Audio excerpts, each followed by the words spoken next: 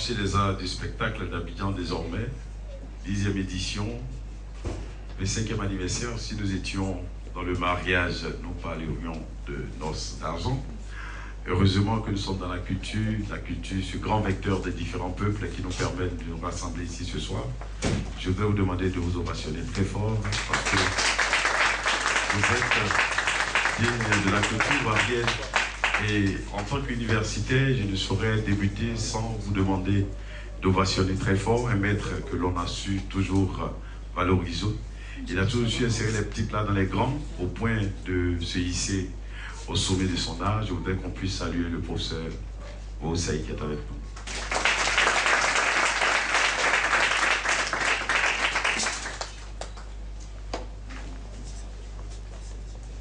L'homme disait, je suis griot, fils de Bintou Kouyaté et de Djeli Kédian Kouyaté, maître de l'art de parler.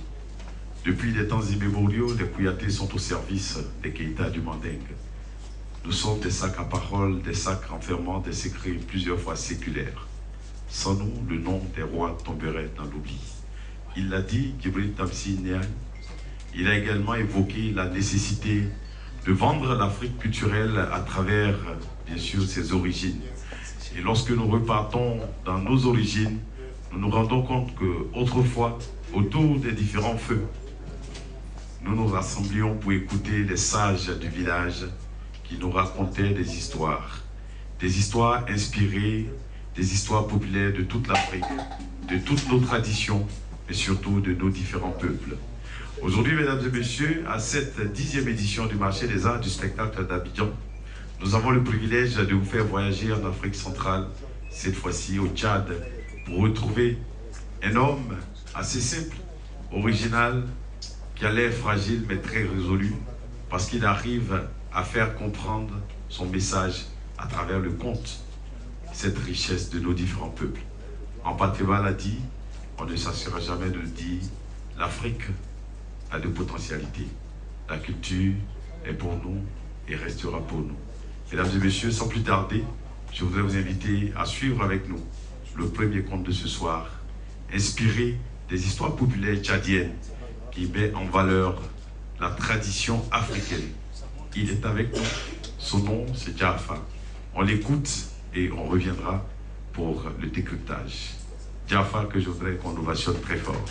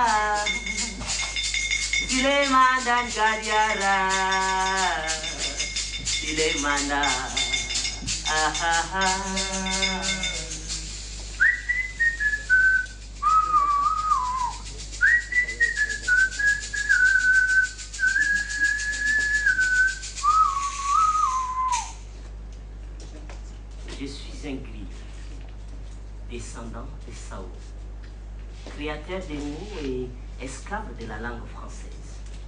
Je suis né 2 fois. Une fois du ventre de ma mère et une autre fois quand j'ai découvert les mots pour dire et raconter les douleurs d'une nation à l'agonie. Peuple de la terre, je viens de là où la sagesse se trouve dans l'ombre. Et lorsque la lumière apparaît, elle raconte les histoires du jour et de la nuit pour faire appel aux dieux de la lune et des étoiles qui brillent là-haut dans le ciel où le paradis est beau. Peuple de la terre, à chaque fois que j'ai dit hey, tcha tcha, vous répondez tout simplement tcha. Et si j'ai dit halambe, vous répondez mbe. Hey, tcha tcha. Je ne vous entends pas. Hey, tcha tcha. Ah oui, ça commence. Hey, tcha tcha. Hey, tcha tcha. Halambe. Halambe. Mon grand-père me disait chaque matin que petit-fils, qui veut du miel doit avoir la force pour affronter les abeilles. Le coq a un seul propriétaire, mais il chante pour tout le village. Celui qui n'a pas traversé l'autre rive ne doit pas se moquer de celui qui se noie. Celui qui a vécu avec les lions n'a pas peur des chiens. Le soleil n'oublie jamais un village, même s'il est petit. Ne repousse jamais du pied la pirogue qui t'a déposé sur la berge. Et tcha tcha, on m'a dit que vous êtes tellement intelligent que vous pouvez répondre à toutes les questions. Alors je vais vous poser quelques questions aujourd'hui. Savez-vous pourquoi Gonita, la hyène, passe tout son temps à courir de brousse en brousse? Le savez-vous? Savez-vous pourquoi la mort poursuit-elle les hommes? Le savez-vous? Et savez-vous pourquoi l'arc-en-ciel prend le ciel en témoin? Le savez-vous? Savez-vous pourquoi les poules fouillent les graines dans le sol? Savez-vous pourquoi les vautours prennent le ciel comme leur demeure? Vous le saurez aujourd'hui. Halambe! Halambe! Je vais vous embarquer dans l'univers des mots et des histoires ancestrales. Pour ça, tous ensemble, on va s'embarquer dans une pirogue spéciale. Et dans cette pirogue, ensemble, on va pagayer. Pagayer. Pagayer. Et encore pagayer. Pagayer et encore pagayer. Pagayer. Pagayer. Pagayer. Pagayer et encore pagayer. Pour arriver dans un village appelé Aripa. Aripa? Oui, Aripa est un village. Mais pas n'importe quel village. Aripa est un village spécial. Aripa en ma langue signifie termitière. Aripa est un village situé très haut sur une montagne. Et tout autour de cette belle montagne d'Aripa, il y avait des belles collines. Et sur la montagne et les belles collines d'Aripa, il y avait des cases construites en banco, en poto-poto, en séco, en bambou, en papyrus et même en terre battue. Peuple de la terre, dans les belles cases d'Aripa, il y avait des hommes, des femmes, des enfants. Et partout aux alentours d'Aripa, il y avait aussi des animaux domestiques et des animaux sauvages. Et tcha tcha, en son temps, chers amis, les animaux vivaient ensemble avec des hommes, parlaient comme des êtres humains. Ils avaient un seul langage et ils étaient tellement malins. Oh, Douala, les margouillas chantaient à la place des coqs. Kulomba, les souris travaillaient à la cuisine à la place des femmes. Huruma, les crocodiles labouraient au champ à la place des hommes. Les arbres à Gouna se rendaient visite et ils avaient leur jour de fête. Même leurs feuilles étaient argentées, oui. À Aripa, on n'avait pas besoin de faire un pas pour avoir à manger, tellement il y en avait à gogo. Et tcha tcha, personne ne mourait à Aripa, si bien que tous les animaux du monde y ont élu domicile. Ceux du nord venaient au sud, ceux du sud venaient à l'est, ceux de l'est venaient à l'ouest, ceux de l'ouest venaient au nord, ainsi de suite. La vie était belle, très très belle. Et tcha tcha, un bon matin, la princesse Vérité appela son petit frère, le prince Mensonge, et lui dit ceci. Petit frère, depuis que nos parents nous ont légué le grand village d'Aripa en héritage, les hommes, les femmes, les enfants, et même les animaux domestiques et sauvages vivent dans la paix et dans l'harmonie. Donc, s'il te plaît, petit frère, laisse-moi hériter tout leur cœur. Et à mon tour, je te laisserai le trône.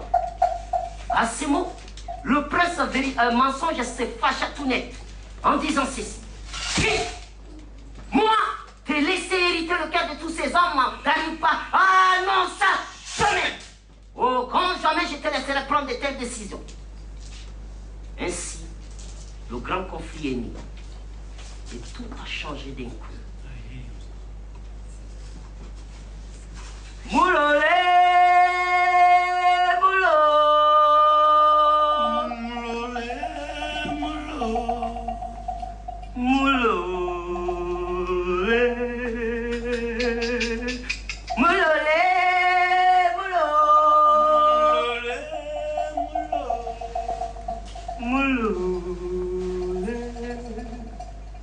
Ainsi, les margouillas ne chantaient plus à la place des coqs.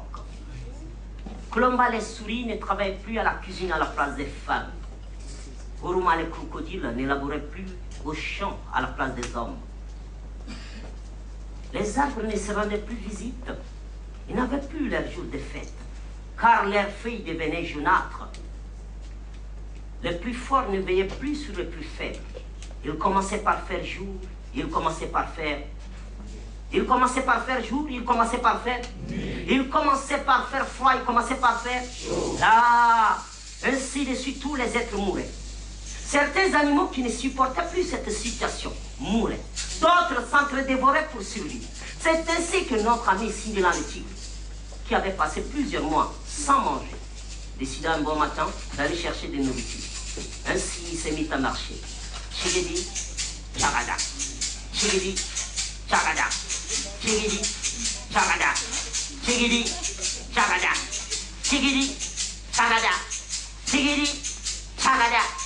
Chigidi, Chagada. Chigidi, Chagada. Chigidi, Chagada. Chigidi, Chigidi. Il avait marché tête baissée. Il était fatigué. Et d'un coup, il tomba dans un trou profond. Ah, tchoum.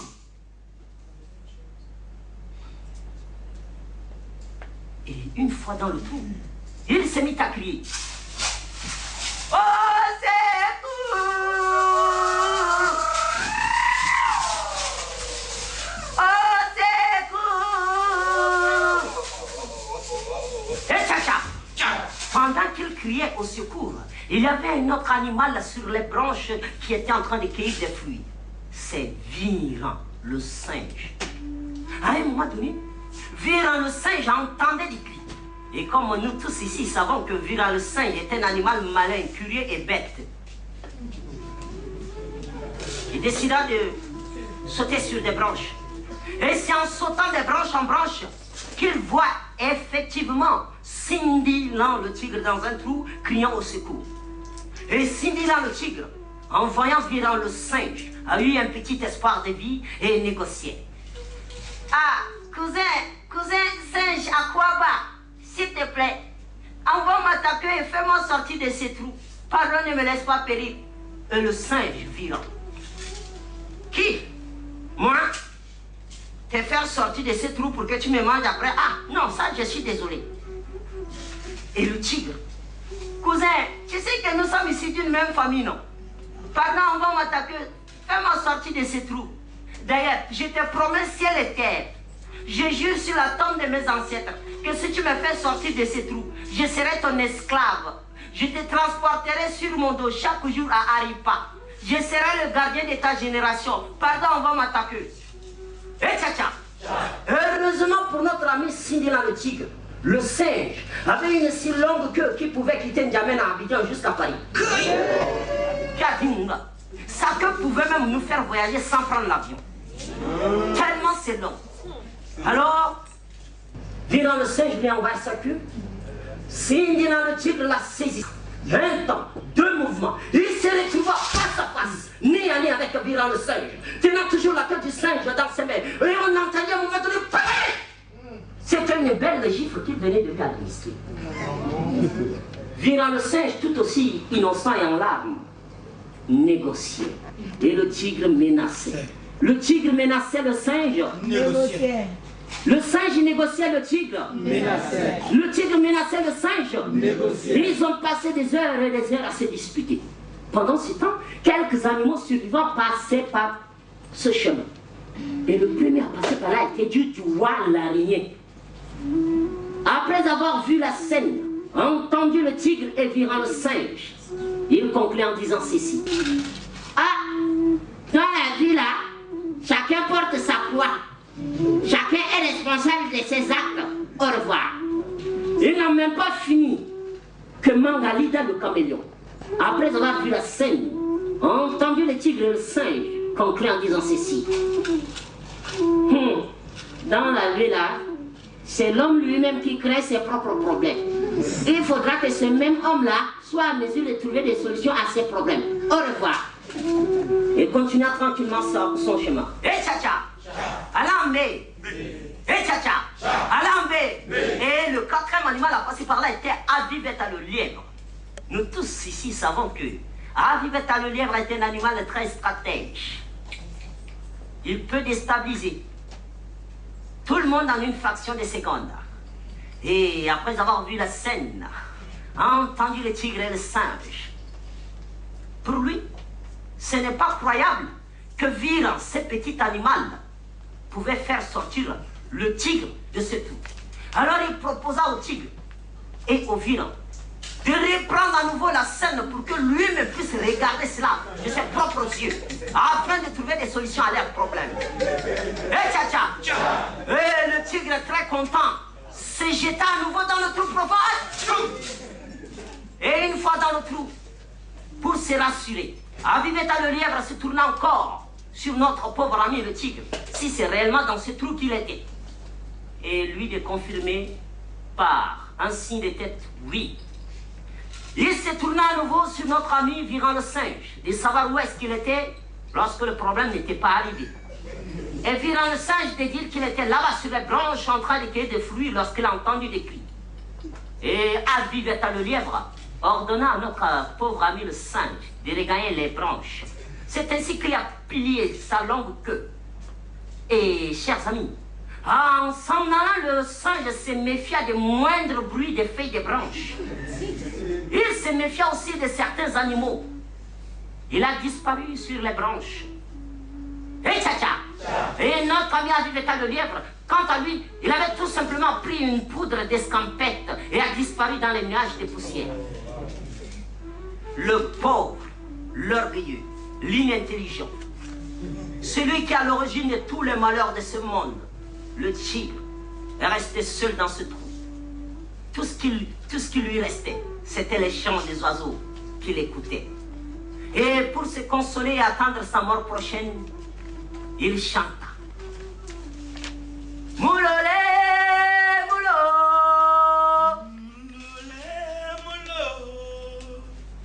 moulolé, à vous, moulolé, moulot.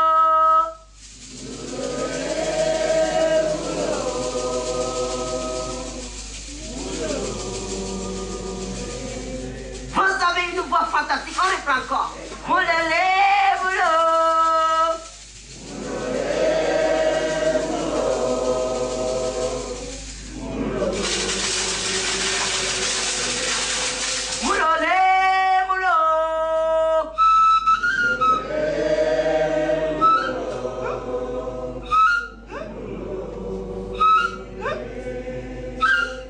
Et c'est depuis ce temps-là que on dit, qui tue par l'épée, périra par l'épée. Peuple de la terre, donnez à la terre les graines des mille, et cette même terre nous rendra les épis des mille. C'est depuis ce temps-là que nous avons décidé de devenir conteurs et de vous raconter de belles histoires. J'ai créé les mots m'ont amené vers vous. Que ces mêmes mots guident vos pas sur le chemin du retour. Et tcha-tcha, les mots ne vivent que lorsqu'on les partage. Et c'est depuis ce temps du malheur de notre ami le tigre que Bonida la Haine passe tout son temps courir de brousse en brousse. La mort poursuit les hommes. L'arc-en-ciel prend le ciel en témoin. Les poules fouillent les graines dans le sol. Et les vautours prennent le ciel comme leur demeure.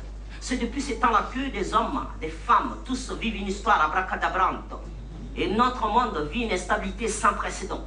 C'est depuis ce temps-là que les larmes dans nos yeux ne cessent plus de couler. Moulolé,